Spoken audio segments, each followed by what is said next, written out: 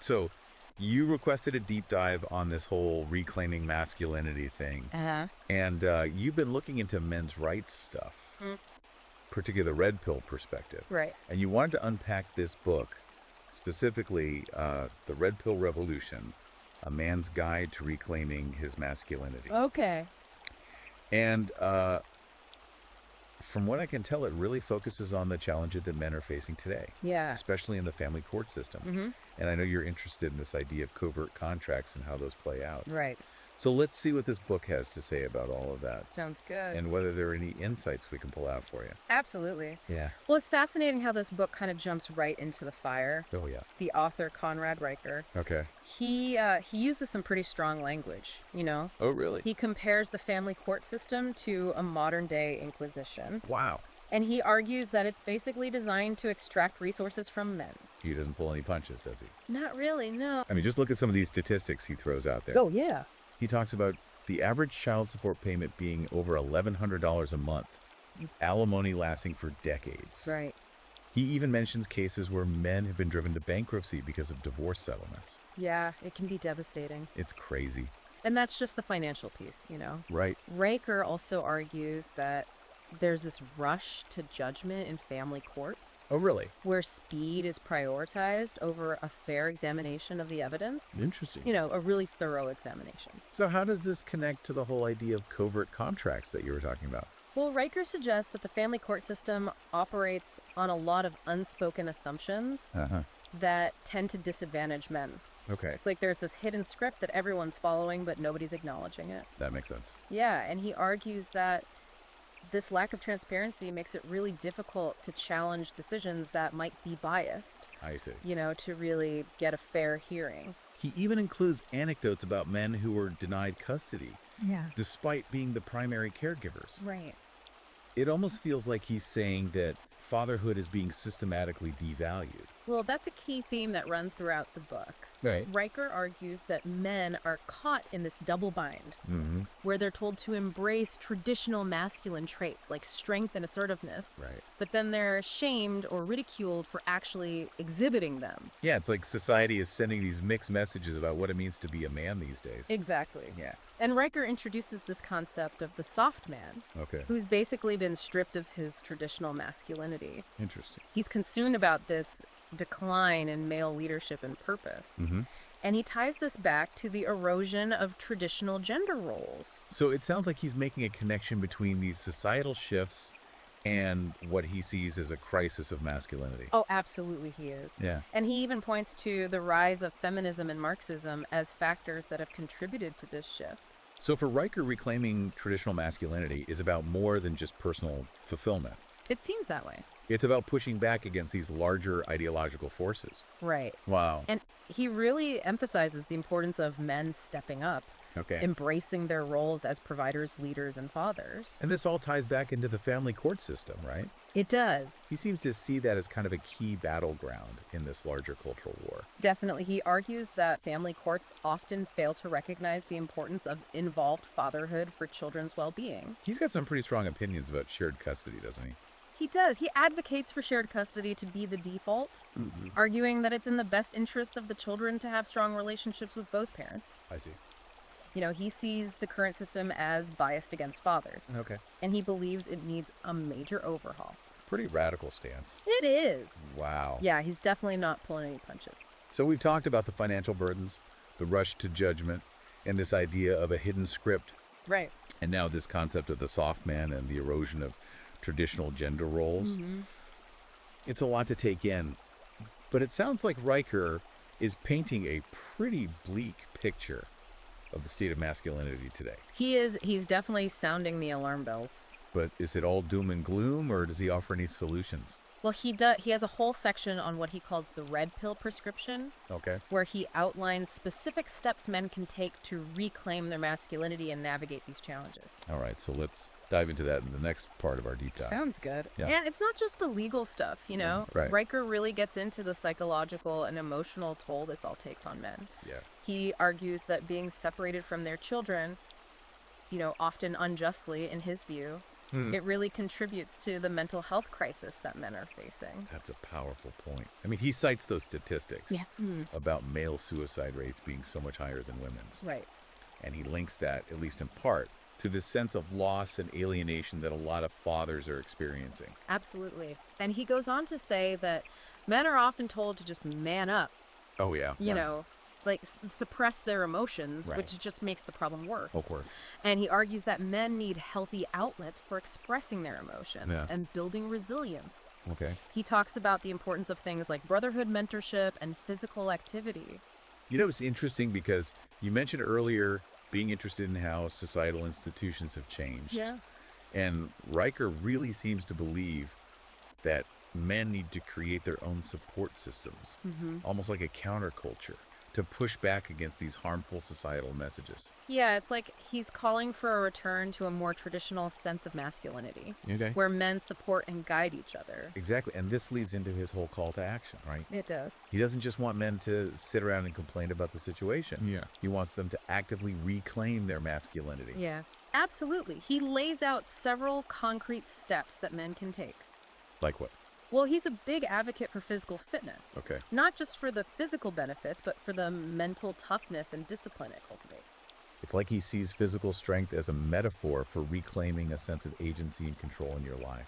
Exactly. And he ties this back to his earlier arguments about rejecting that soft man archetype.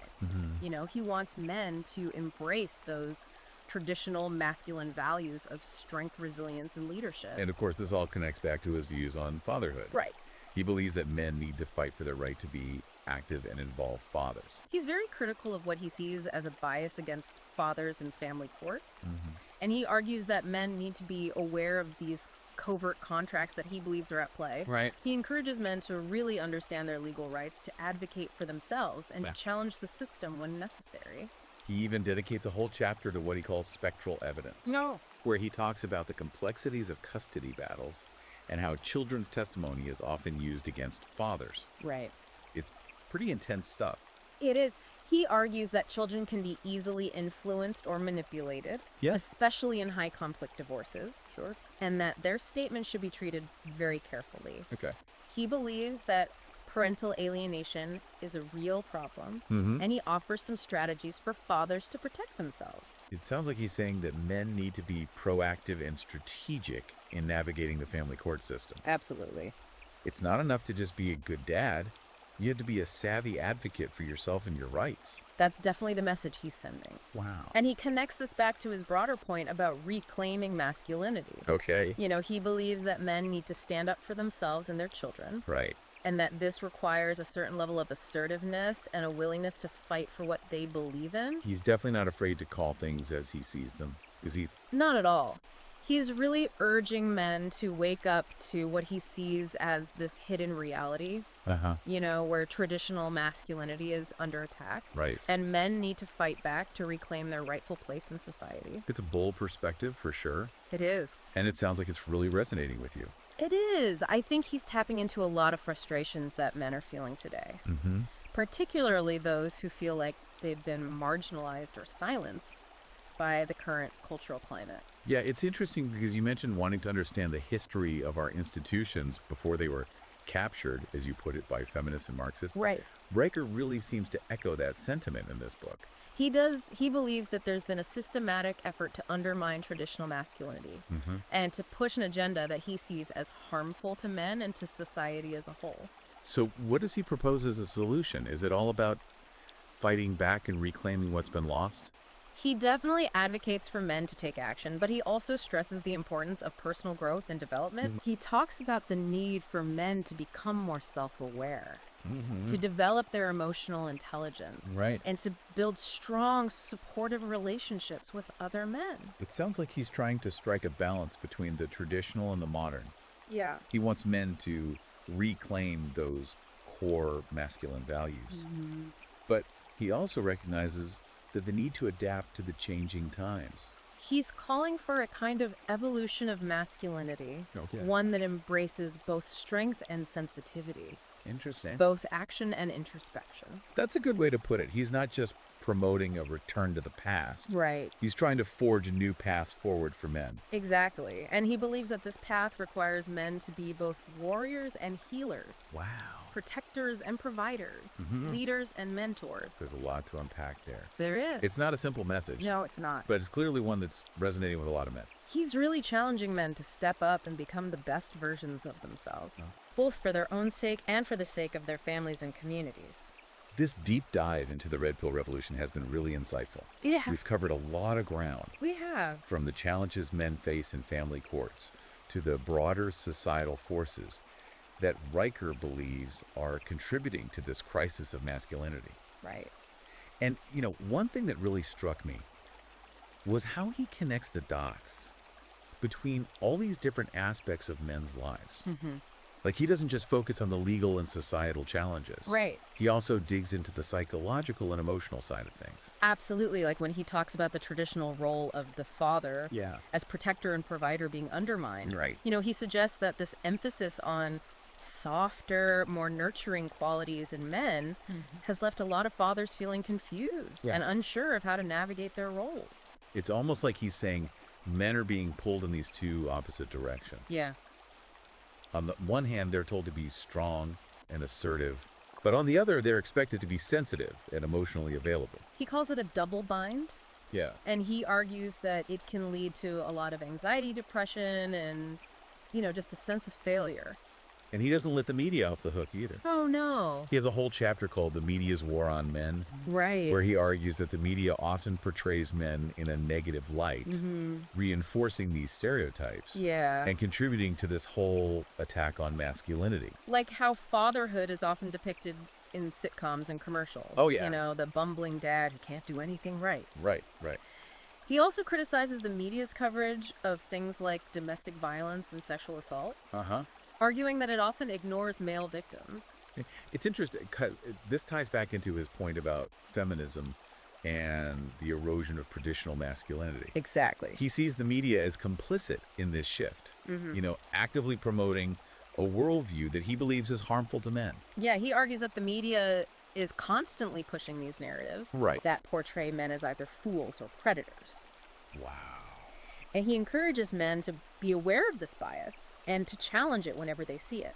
So it's not enough to just be aware of these covert contracts in your personal life, No. like in the family court system. Right. He's saying you need to be aware of them on a societal level as well. Absolutely. And he goes even further. Really? He suggests that men should actively support media outlets Okay. that offer a more balanced perspective. Interesting. And, even create their own content Wow. that celebrates positive masculinity. It's like he's calling for a complete paradigm shift, Yeah. a red pill revolution, where men take control of the narrative Right. and present a different image of masculinity to the world. He's definitely advocating for men to be more proactive Okay. and reclaim their voices in the cultural conversation. It's a powerful message. It is. And it's clearly resonating with a lot of men who feel like they've been unfairly portrayed and stereotyped. I think it taps into this deeper desire for meaning and purpose that a lot of men are searching for today.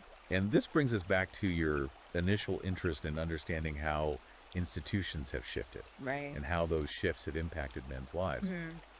Riker's book really seems to offer a framework for understanding those changes. It does. And he doesn't shy away from offering solutions, He doesn't. even if they're controversial. He's not afraid to challenge the status quo. Yeah. And whether you agree with everything he says or not, All right. I think his book raises some really important questions. It's definitely been a thought-provoking deep dive for me. Absolutely. And I hope it's given you some valuable insights into the red pill perspective and the challenges that men are facing today. It has. If you want to explore these ideas further, Yeah. you can find The Red Pill Revolution on Amazon, Kindle, and Google Play Books. It's definitely worth a read. All right, well, thanks for joining me on this deep dive. It's been a pleasure. And until next time, keep those covert contracts in mind. And keep questioning everything.